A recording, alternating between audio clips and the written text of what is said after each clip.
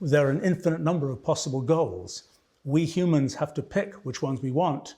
Then if we can get our AIs and other automation to work as well as possible, we achieve those goals.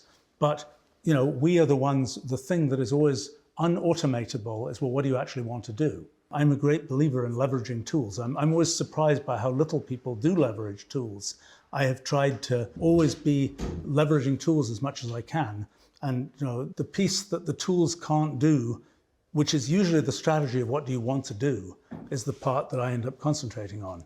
And so do I think that some AI is going to come along and figure out all the things I might have figured out? So far, no AI has really impressed me. And right now, the main value is not in make your better foundation model. The main value is find a way to harness this thing that is, it's kind of like we found the wild animal. We found the wild horse or whatever.